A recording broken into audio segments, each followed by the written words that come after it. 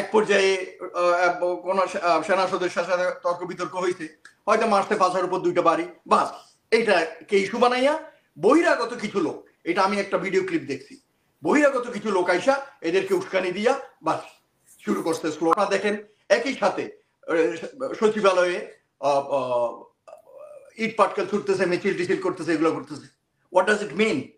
তার মানে এই জিনিসটাকে, পুরো জিনিসটাকে অন্য খাতে প্রবাহিত করার চেষ্টা। এটা শুনলাম সে উঠার পর থেকেই একটা 6 মিনিটে সে টেক অফ করছে, উঠার পর থেকেই কয়েক মিনিটের ভিতরে তো দুর্ঘটনা ঘটে গেছে, এবং উঠার পরেই সে বলতেছিল যে I am not getting the height, সে উঠতে পারতেছিল না। বলে যেটা আপনিও বলছিলেন শো শুরু হওয়ার আগে, আপনার বাচ্চার বয়সী, আমার নাতির বয়সী বাচ্চাগুলো আসলে দেখলে খুবই কষ্ট লাগে।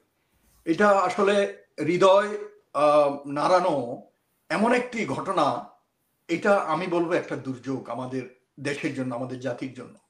কারণ এই ঘটনায় ব্যথিত হয় নাই, মর্মাহত হয় নাই, আমার মনে হয় না দেশে এমন লোক আছে। সো এইটার থেকে একটা ইমোশন ক্রিয়েট হওয়ার স্বাভাবিক প্রত্যেকটা লোকের। তো এখন যাদের গেছে তারা জানে, তো কাজেই আমরা বাইরে থেকে উল্টাপাল্টা কথা না বলে আমরা ওদেরকে যদ্দূর মানসিক সাহায্য, মানসিকভাবে সাহায্য করা যায় বা বিভিন্নভাবে তাদের সন্তানদের চিকিৎসা, যারা চলে গেছে তাদেরকে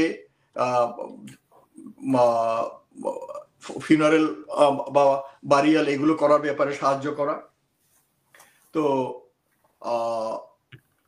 এগুলো হেল্প করা উচিত। কিন্তু আমরা দেখতে পাচ্ছি এটা,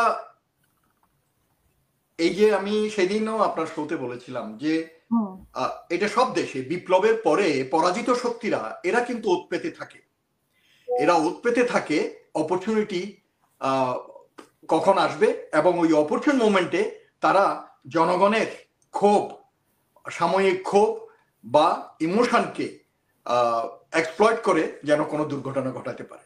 কালকে স্কুলে এই যে জেনারেল মুনির যেটা বলতেছিলেন, আমরা বেশি দেখলাম উৎসুক জনতা ছবি তোলার কাজে ব্যস্ত, আর ফায়ার ব্রিগেড, সেনাবাহিনীর 14 জন সৈনিক অসুস্থ হয়ে গেছে, বিকজ ইটস ন্যাচারাল।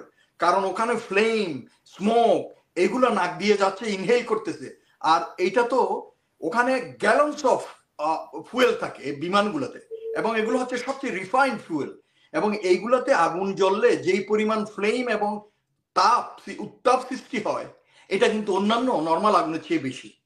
তো সেই জন্য ওখানে সৈনিকগুলো অসুস্থ হয়ে গেছে।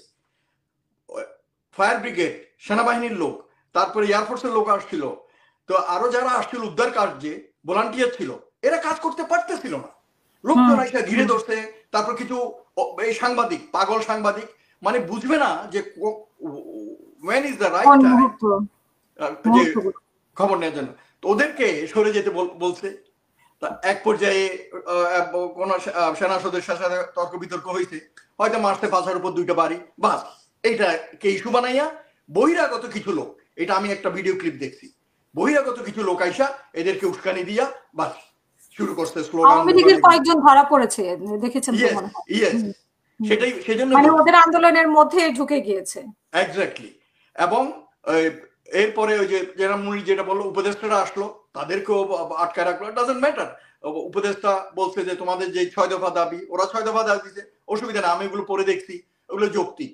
ওই নিহতদের নাম বাইর করা, এটা আমিও বলতে চাই, সরকার যেন নিহত আহত এই ঘটনায় যারা, তাদের পরিষ্কার আপডেট যেন জাতিকে টাইম টু টাইম তাদের প্রেস সেলের মাধ্যমে এটা দেওয়া হয়, এবং এটা দিচ্ছে, আমি দেখেছি।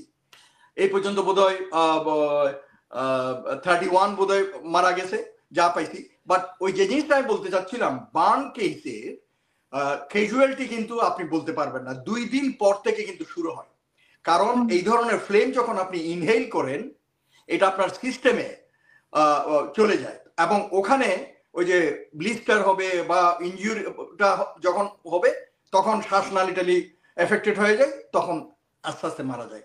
আল্লাহ না করুক, আল্লাহর কাছে দোয়া করি আমরা আকুল চিত্তে, যাতে আমাদের এই মানে ওদের বয়স তো অল্প, মানে সক্ষমতা আছে, সেটাও তো বিষয় আছে। সেটাই, তো সেই জন্য দোয়া করে আল্লাহ যাতে ওদেরকে সুস্থ করেন।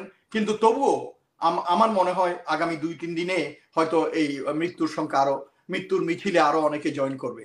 আর যারা আহত হয়ে আছে তাদেরকে চিকিৎসার জন্য তো আমি আপডেট শুনলাম যে এই যে ব্রিগেডের শাখাওয়াত উনি বলছেন যে আইডেন্টিফাই করার চেষ্টা করা হচ্ছে ওই বার্ন ইনস্টিটিউটে, যেগুলোকে যাদেরকে পাঠানো দরকার বাইরে ওরা বলবে, রিকমেন্ড করবে, ওদেরকে হয়তো সিঙ্গাপুরে পাঠাবে। এয়ার অ্যাম্বুলেন্স আসছে এবং সিঙ্গাপুর থেকে একটা টিম আসছে এবং দে আর অন সাইট, তারা দেখতেছে, তারা অ্যাসেস করবে।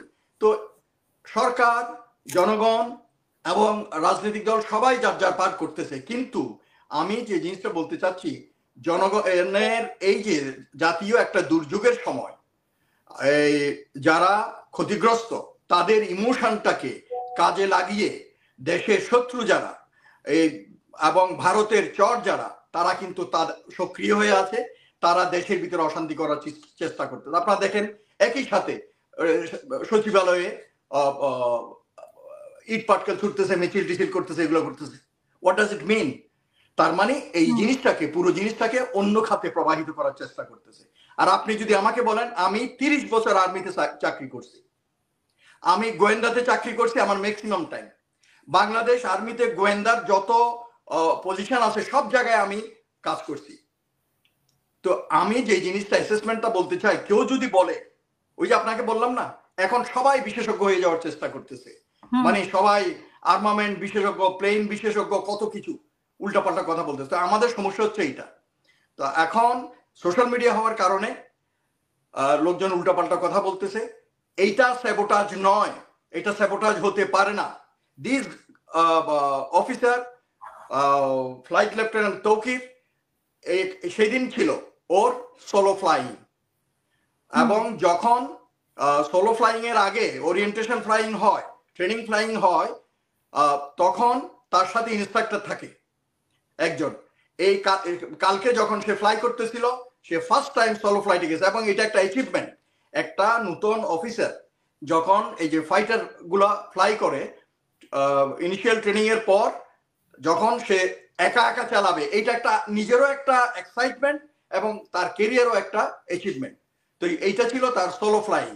এখন এটা নিয়ে আমরা যেহেতু জানি না, আন্দাজে কথা বলে লাভ নেই। বাট আমি উনি যেটা বলেছেন যে উনি খালি মাঠটাতে উনি রাখতে চেয়েছিলেন আর কি। না শুনেন, এইটা কিন্তু শুনেন, এটা কিন্তু পাইলটদের টিচিং এ আছে। কখনো যদি আপনি দেখেন, এটা সিভিল এভিয়েশনের পাইলট গুলোকে জিজ্ঞেস করে দেখেন, এদেরকে শেখানো হয় যখন ক্রাশ ল্যান্ডিং করতে হয় কোনো প্লেন, যে কোনো কারণে, যান্ত্রিক কারণে বা কোনো অ্যাক্সিডেন্টের জন্য, তাদেরকে বলা হয় এমন জায়গায় ল্যান্ড করার জন্য চেষ্টা করতে যেখানে প্লেনে যারা থাকে তারা, এবং যেখানে পড়বে ওখানে যেন জনবসতিপূর্ণ না হয় এবং জানমালের ক্ষতি অ্যাভয়েড করা যায়। সেজন্য আপনি দেখবেন কিছুদিন আগে চিটং এ হেলিকপ্টারে যে অফিসারটা মারা গেল, সে কিন্তু বেল আউট করতে পারতো, কিন্তু কোর্সে এমন সময় ডিলে হয়ে গেছে, কারণ সে হি ওয়াজ ট্রাইং টু ওই গো ওভার দ্য রিভার, ওই যে জনবসতি এলাকা পার হয়ে ওই নদীর উপরে এসে তারপরে ইয়ে করছে। এখানেও যেটা এয়ার চিফের কথা থেকে শুনলাম এবং আমারও ধারণা, সে ট্রাই করতেছিল খোলা কোনো করতে, ওই মাঠটা দেখে সে ওদিকে হয়তো ডাইভ করছে। এবং আমি যেটা শুনলাম, সে উঠার পর থেকেই একটা 6 মিনিটে সে টেক অফ করছে, উঠার পর থেকেই কয়েক মিনিটের ভিতরে তো দুর্ঘটনা ঘটে গেছে, এবং উঠার পরেই সে বলতেছিল যে I am not getting the height, সে উঠতে পারতেছিল না। তার মানে এটা থেকে বোঝা যাচ্ছে মেবি এটা সিস্টেমের কোনো, মানে ওখানে তো কম্পিউটার সিস্টেম আছে, তো টেকনোলজিক্যাল ব্যাপারটা, এটা হয়তো কিছু কাজ করতেছিল না।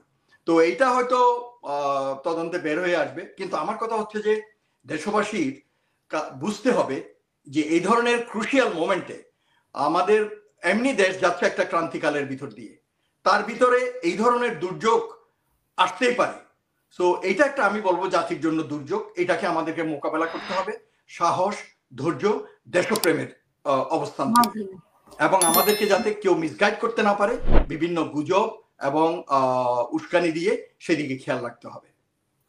অসংখ্য ধন্যবাদ।